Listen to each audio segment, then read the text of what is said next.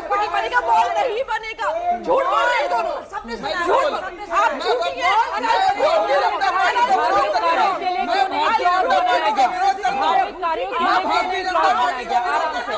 आराम से प्लीज, ऐसे नहीं हो सकता। आराम से, ठीक है आराम से पर्सन टिप्पणी नहीं, ये कोई बात नहीं हो।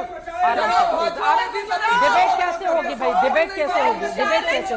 ऐसे एक सेकंड सर, एक सेकंड, किसी की आवाज नहीं जा रही है। मुझे लगता है कि कौन किस पार्टी में था और बाद में कौन किस पार्टी में ज्वाइन किया, ये हमारा मुद्दा नहीं है। आज का मुद्दा है वक्फ कानून जो लागू हो चुका है और उसको लेकर जगह जगह जो विरोध हो रहा है। प्लीज एक सेकंड इन दोनों लोगों को दिखा दीजिए आप। एक सेकंड सैयद जवाद, एक सेकंड सुनिए मेरी बात, प्लीज मेरी बात सुनिए। नहीं ऐसे नहीं होगा। एक सेकंड सर, एक सेकंड प्लीज, एक सेकंड आपको ही मौका। एक सेकंड प्लीज सैयद जवाद, मेरा एक शाहज़ा जी प्लीज, ठीक है एक सेकंड मेरा ये कहना है प्लीज मैम। सैयद जवाद एक सेकंड प्लीज, शाहज़ा जी सैयद जवाद, मेरा ये कहना है एक सेकंड, मैं यहाँ पर किसी के समर्थक नहीं हूँ, लेकिन सैयद जवाद मेरा ये कहना है, हम किस पार्टी में थे, किस पार्टी में गए, आपका कोई ठिकाना है? आज आप यहाँ हैं, कल को कहाँ जाएंगे? गारंटी के साथ नहीं। प्लीज, मुझे लगता है टीवी स्टूडियो की एक सेकंड एक मर्यादा होती है और मुद्दे पर हम मुद्दे पर वक्त पर आकर बात कर रहे हैं ना। कोई कह रहा है कि मॉल बन जाए, सुन लीजिए। क्या बात है? आपकी जमीन सुनिए ना, भारतीय जनता पार्टी की नहीं उन्होंने कहा था कोई क्लॉज क्यों नहीं बनाया है ताकि ये जमीन ऐसे लोगों को नहीं। मैंने सुना था मुद्दे पर उनको मदरसा। आप मैं झूठ नहीं बोलता, ठीक है। जब आप भाजपा में थी तब भी हम आपका विरोध करते थे। जब आप भाजपा में थी हम खूब विरोध करते थे और भाजपा की मुखालफत कर रहे। दूसरी चीज मैं कह रहा हूँ, सुनिए ये सर्टिफिकेट सुन लीजिए, सर्टिफिकेट नहीं बांटा जाएगा किसी को। एक बार दूसरी चीज कह रहा हूँ, 10 बोल लेने दीजिए, फिर उसके बाद आप ही बोलेगा। तो मौका ही नहीं दिया तो आपने ऐसा बोला, अब क्या वो क्लैरिफाई कर रही है? बोल लीजिए रोहित प्लीज बोलिए। आप चलिए क्लियर कर दीजिए क्या बोला। चलिए मुझे हो सकता है गलती हो गई, सबको आप बता दीजिए क्या बोला। चित्रा जी आप बता दीजिए क्या बोला था। चित्रा जी जल्दी से आप बोले जल्दी से। लगातार बोली जब मैं बोल रही थी, लगातार बोली। चली जाइए आप। इन्होंने डाला कि स्कूल बनाइए, हॉस्पिटल बनाइए, मदरसा बनाइए, और आपने क्यों नहीं डाला कि पब्लिक पर्पस में मॉल नहीं बनाएंगे? मैं भेजूंगी। अच्छा ठीक है, बेशरम है आप, बेशरम है आप। इनको मदरसों की चिंता होने लगी। भारतीय जनता पार्टी की प्रवक्ता कह रही है कि मदरसों की बात जिक्र क्यों नहीं करा। इनको मदरसों की चिंता होने लगी। माइनॉरिटी का बजट आपको पता कितना है? गरीब मुसलमानों की चिंता हो रही है। 5,000 करोड़ रुपए का बजट है माइनॉरिटी का, वो भी खर्च नहीं हुआ। 5,000 करोड़ रुपए का कितना शिक्षा के ऊपर खर्च करते हैं माइनॉरिटीज की, चलिए बता दीजिए। मुसलमानों को मिलने वाली मौलाना आजाद स्कॉलरशिप बंद कर दी, उस पर बात नहीं कर रहे। पढ़ो प्रदेश करके स्कॉलरशिप हुआ करती थी मुसलमानों की, वो बंद कर दी। गरीब मुसलमानों को मिला करती थी, वो उनका हक था, वो बात नहीं कर रहे उस पर। और अलीगढ़ के अंदर, अलीगढ़ मुस्लिम यूनिवर्सिटी के अंदर जो रिजर्वेशन गरीब मुसलमान बच्चों को, पासमानदा मुसलमान के बच्चों को मिला करता था, उस रिजर्वेशन के खिलाफ भारतीय जनता पार्टी के लोग थे। आज वो बात करने को तैयार होते हैं, बता नहीं रहा। आप बताइए, पासमानदा मुसलमानों से मोहब्बत है? चलिए आप टिकट दे दे, सदन पहुंचा दे, है मोहब्बत? अचानक से मोहब्बत आ गई। ये पासमानदा मुसलमानों का कार्ड खेल करके एक भी महिला को, मुस्लिम महिला को पॉलिटिकल रिप्रेजेंटेशन दिया नहीं, पॉलिटिकल रिप्रेजेंटेशन जीरो कर दिया।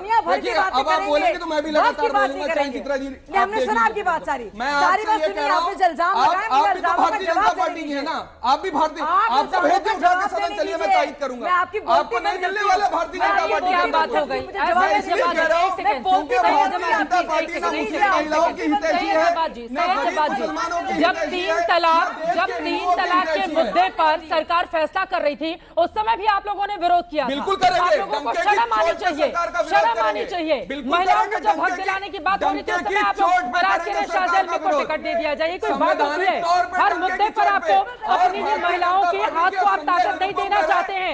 आप लोगों की ऐसी मानसिकता है, आप लोगों की ऐसी मानसिकता है। ये भारतीय जनता पार्टी के लोग कह रहे हैं कि जलियांवाला बाग बना देंगे। अरे आप जलियांवाला बाग की तुलना मत कीजिए। जलियांवाला बाग का क्या मामला और कितना संवेदनशील है? कहाँ लेकर आ रहे हैं उसको? यहाँ पर कहाँ लेकर आ रहे हैं? विरोध होगा, सुन लीजिए, नहीं मैं बोल सकती। सदन आपका है तो सड़कें हमारी हैं, याद रखिएगा। और ये ना देखिएगा कि जा करके आप सत्ता के अंदर जो चले गए नाज इतना ना करें, हमें सताने क्या करेंगे सड़क पर? हिंसा करेंगे, हिंसा करेंगे, क्या करेंगे सड़क पर? हिंसा करेंगे जो मुर्शिदाबाद में हो रही है, क्या करेंगे आप? करेंगे संवैधानिक तौर उकसाने का काम कर रहे हैं यहाँ पर। और राम मनोहर लोहिया जी ने कहा था जब सड़कें शून्य हो जाती है तो संसद आवारा हो जाती है। कोर्ट गए तो हैं, बिल्कुल करेंगे, कोर्ट में भी करेंगे, सड़क के ऊपर भी विरोध होगा सरकार का, क्यों नहीं होगा? आप बताइए क्यों नहीं विरोध होगा? कोर्ट में देखिए मामले को, पिछले 11 साल में मोदी सरकार के तमाम फैसलों को लेकर जो संसद से पास हुआ, आपने कोर्ट का दरवाजा खटखटाया, एक कोई बताइए, एक कोई बताइए जिस पर कोर्ट ने रोक लगाई हो। सरकार का विरोध होगा, आप लोगों को बिल्कुल होगा, सरकार का विरोध डंके की चोट पर होगा, संवैधानिक संसद भवन भी वक्त का है। ये जो बड़े उद्योगपति हैं उनकी जमीन वक्त का है, ईडन गार्डन वक्त का है। कहीं तो आप शर्म करेंगे कि नहीं करेंगे? हर जगह आप दावा करेंगे वक्त की प्रॉपर्टी का, पलट कर सवाल पूछ लिया जाए तो फिर यहाँ पर बेचारा गरीब बच्चों का रिजर्वेशन जो मिला करता था यूनिवर्सिटीज के अंदर वो खा लिया गया। हाँ, लेकिन बोला नहीं जा ये कह रहे हैं कि स्कॉलरशिप क्यों बंद कर दी? अगर इतना ही मुसलमानों की चिंता थी तो ज्यादा स्कॉलरशिप भारतीय जनता पार्टी ने दी है। नाम बताइए कौन सी दी है? मौलाना आजाद को सबस्यूम कर दिया गया 2 और स्कीमों में। क्यों? और नहीं मैं जवाब दे रही हूं। क्यों कर दिया? अच्छा भाई साहब जवाब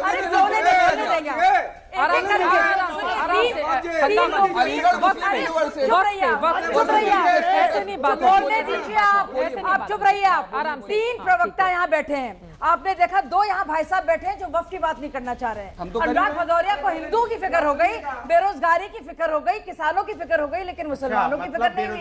ये सैयद जवाद क्या बोल रहे हैं? अरे चुप रहिए आप, चुप रहिए आप, चुप रहिए आप। सैयद जवाद ने क्या कहा कि स्कॉलरशिप बंद हो गई, ये बंद हो गया, वो बंद हो गया। मैं आपको बताऊं, क्या बात कर रहे हैं भाई?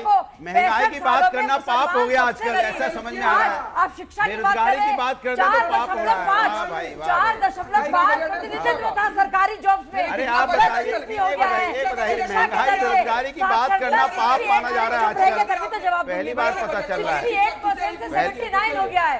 सुनिए चित्रा जी, पहली बार पता चला कि महंगाई बेरोजगारी की बात कर दी तो पाप कर दिया मैंने, ऐसा लग रहा है। महिला समस्या की बात करी तो पाप कर दिया मैंने। देश की समस्या पे बात करना पाप है। मुसलमान हिंदू सबकी चिंता कीजिए।